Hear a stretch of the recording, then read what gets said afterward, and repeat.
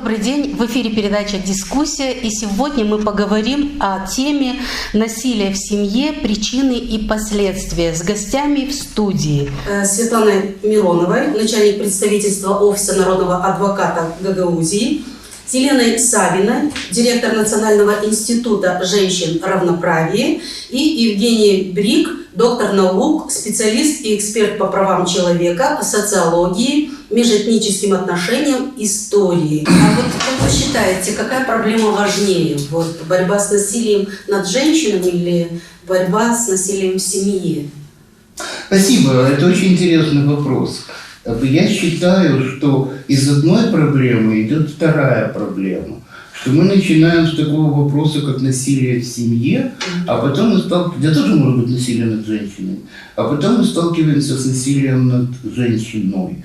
Потому что, в общем-то, это тоже в основном, если мы берем там работу, улицу, это тоже насилие в семье. Первый вопрос, который появляется, это насилие в семье. Потому что ребенок, который терпит эти акты насилия, который переживает, который боится удара, крика, наказания, он выходит, на мой взгляд, 90% с определенными комплексами.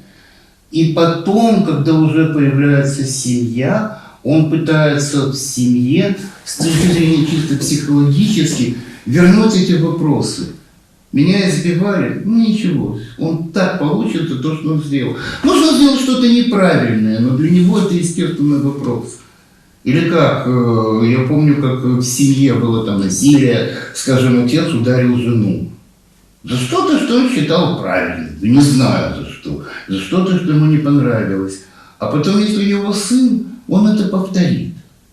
Вы знаете, я сталкивался, вот Светлана сказала, что насилие в семье, это в семьях часто обеспеченным, это что-то психологическое. Я не помню, как это была встреча чисто дружеская, и вдруг человек, супер обеспеченный, супер богатый, он рассказал, что когда он был ребенком, отец его жутко избил. Он считал, что отец его был прав.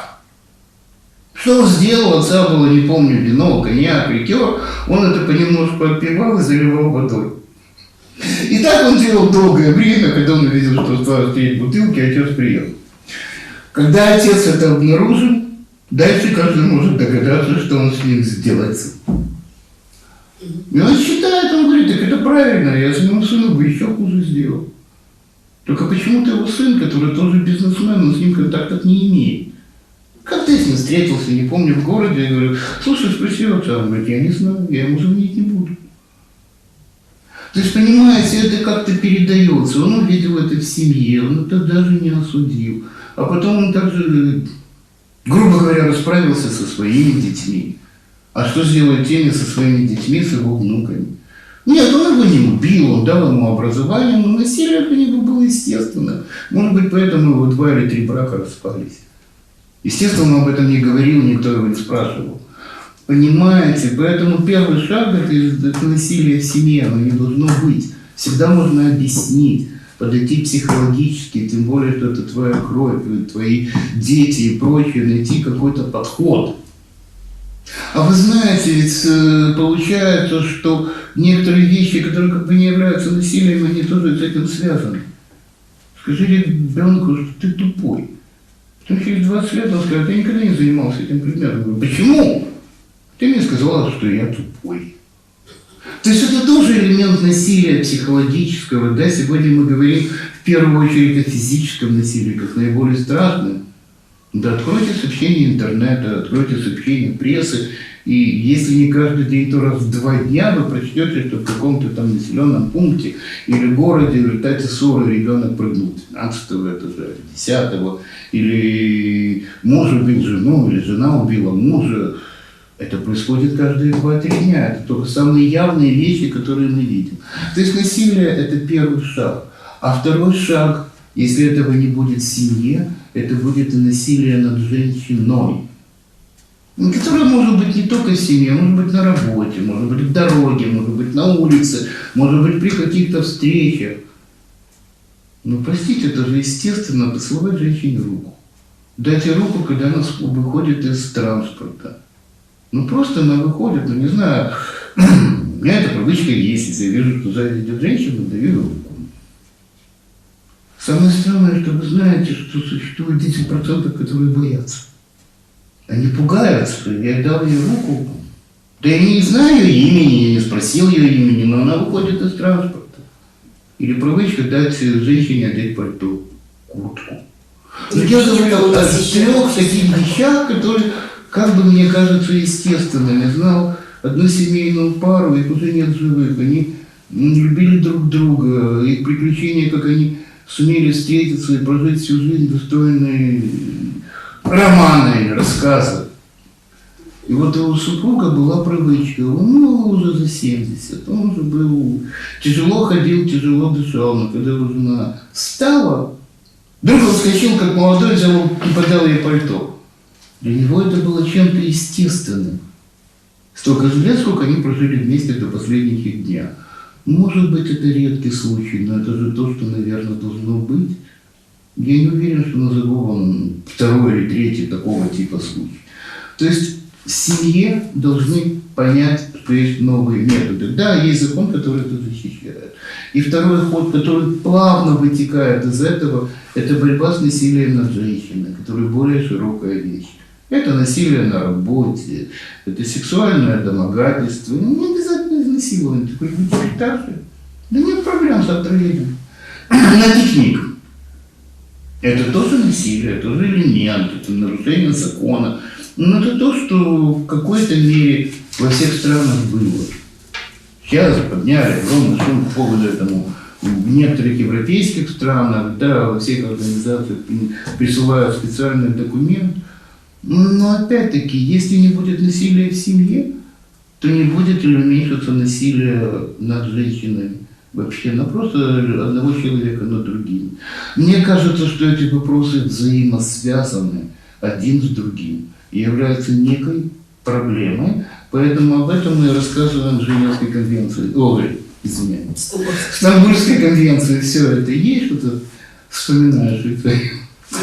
В Стамбульской конвенции все это есть, и мы об этом рассказываем, потому что это 2 взаимосвязанных вопроса, и поэтому эта конвенция Стамбульская сумела рассказать и об одном, и об другом. Это очень интересно, если эти 77 пунктов, если внимательно прочитать и внимательно изучить, где рассматривается огромное число вопросов. Да, может быть, даже какие-то вопросы, которые, слава Богу, еще не столь актуальны в Молдове. Огромное количество вопросов, которые актуальны в Молдове. Это во многом всеобъемлющий документ, и поэтому Институт Эгалитата делает все возможное, чтобы максимальное число людей знало об этом, прочитало, ознакомилось с правами и обязанностями. И соблюдала. Я, наверное, немножко в другом ключе отмечу, в чем, скажем так, специфика. Дело в том, что насилие в семье осуществляется близкими. Близкими по крови, близкими по статусу, допустим, супруги, близкими людьми. В этом как раз, то есть, возможно, насилие где-то на улице, но производится, скажем так, в отношении случайного лица и случайным лицом. Здесь как раз-то и в чем трагизм ситуации, что когда ты вроде бы доверяешь, когда ты понимаешь, что ближе этого человека у тебя нет, и этот человек позволяет себе причинять страдания, как раз-то и была определена необходимость определенных действий со стороны международного сообщества.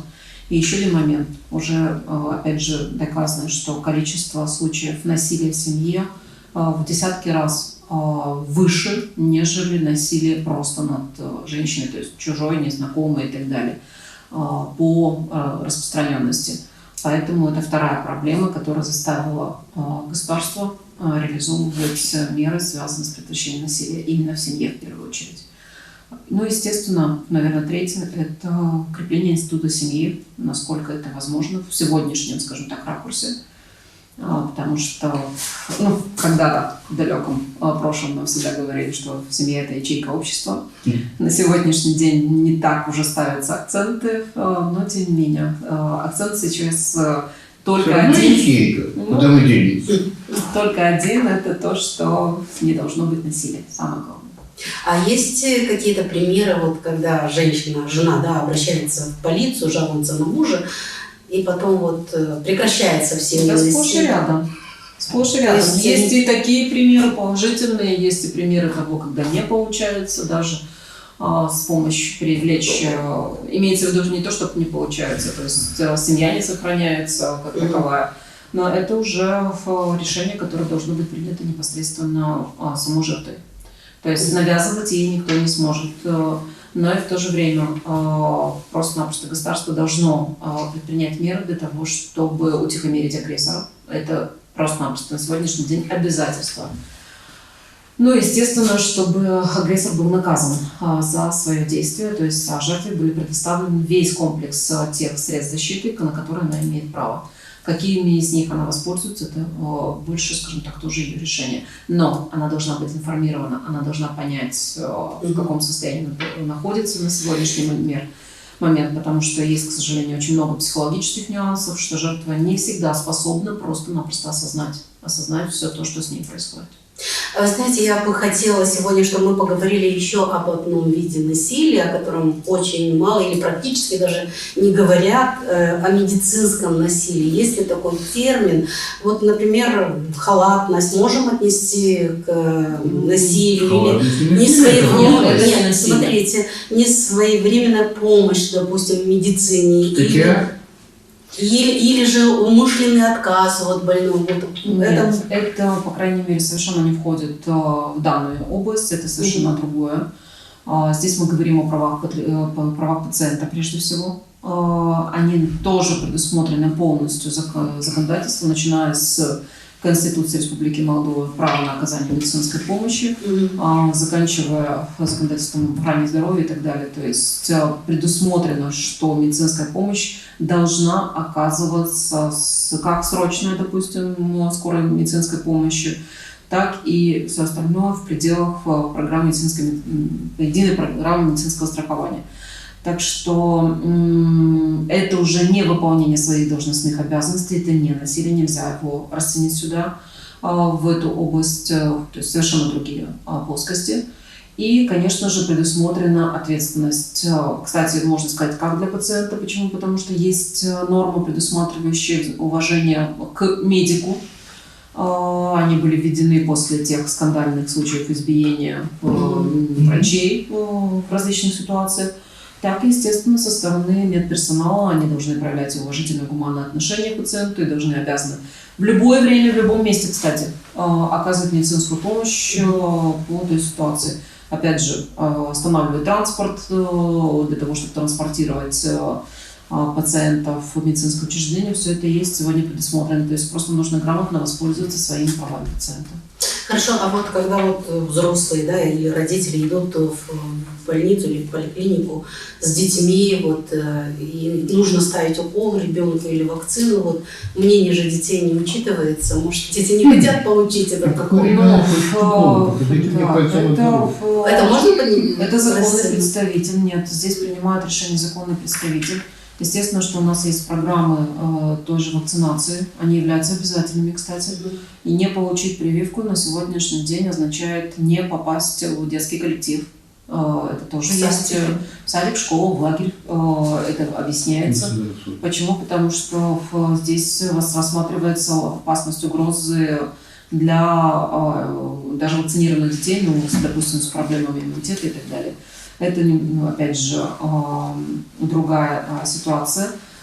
То есть здесь, наверное, главный вопрос, насколько первично право на образование и право на охрану жизни. Но после обращения бывшего парламентского адвоката Анатолия Мунтиана в Конституционный суд решение не принято, то есть оно так и осталось на этом же фоне. То есть имеется в виду, что право на жизнь, оно более серьезное, нежели право на образование, поэтому необходимо обезопасить жизнь и здоровье абсолютно каждого ребенка. И даже больше скажу, что если, например, родители, законные представители отказываются в медицинской помощи, дают отказ, не хотят, чтобы была медицинская помощь оказана, ребенку грозит, есть угроза жизни и здоровью, то согласно решению консилиума врачей медицинская помощь оказывается даже независимо от мнения родителей. Допустим, по религиозным каким-то причинам нельзя сделать переливание крови, не хотят точнее.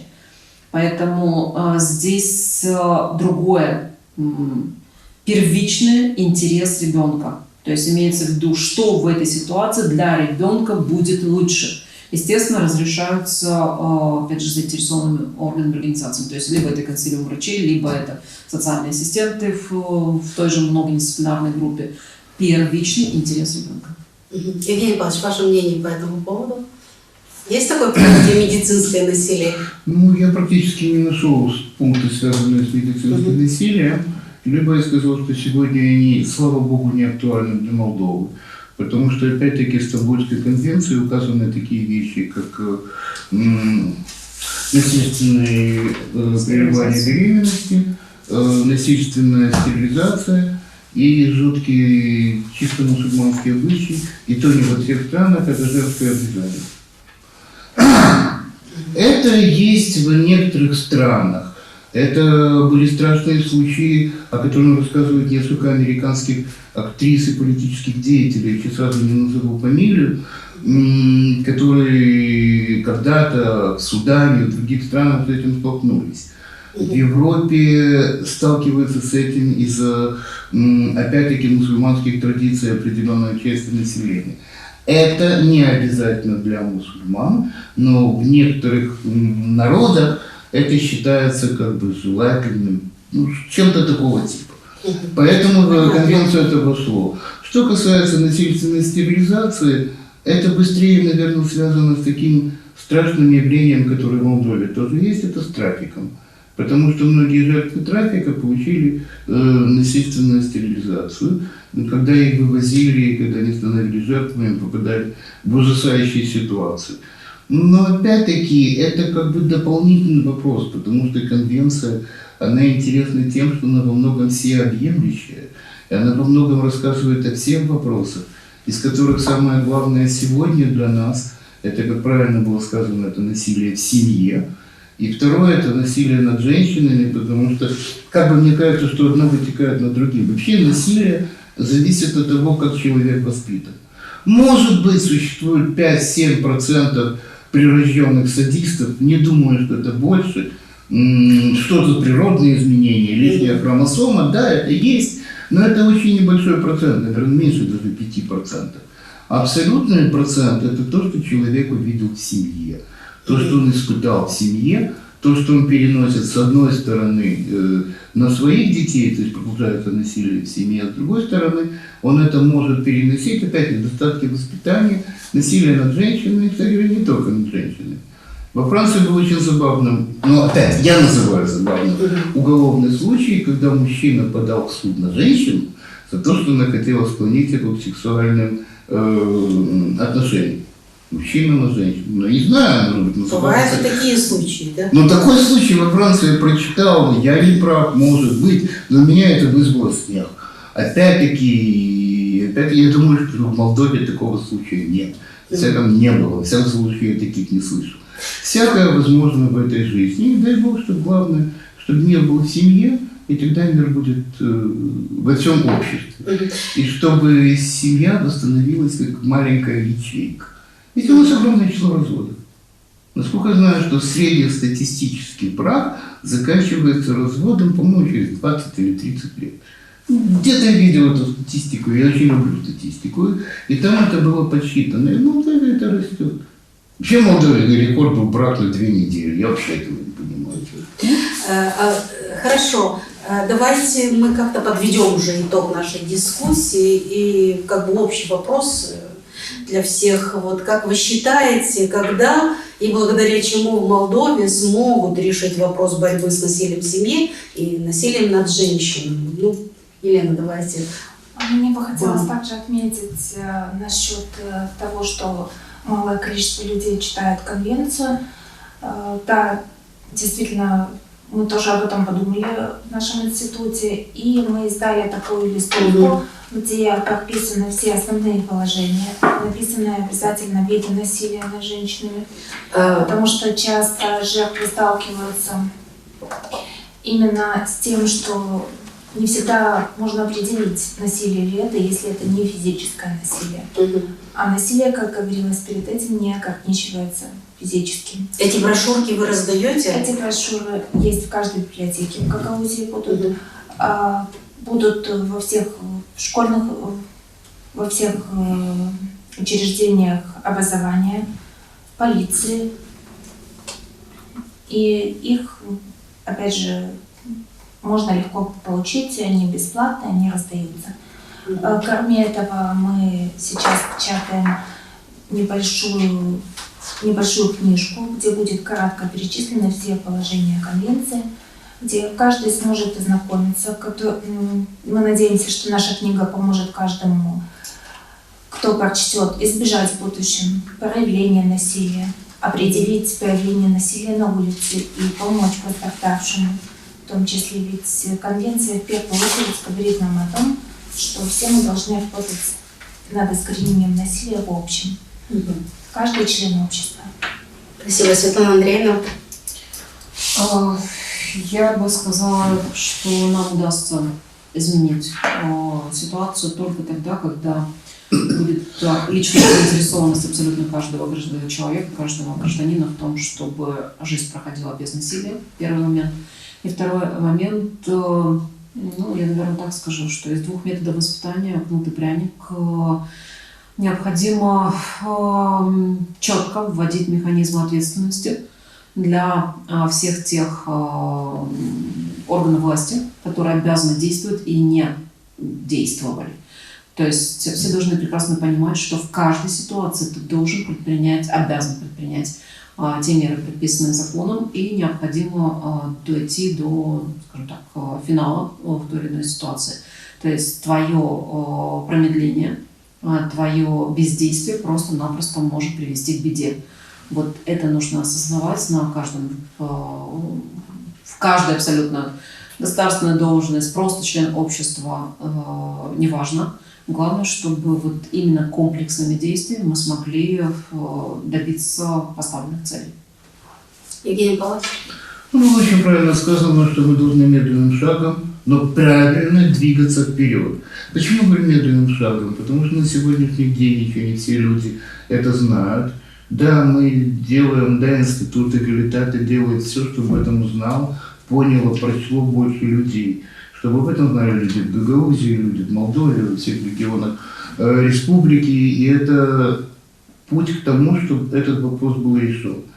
Если говорить о сроках, я назвал, могут опять-таки со мной Елена или Светлана могут не согласиться, я называю 10 лет. Почему 10 лет? Не 5, не 50, не 40.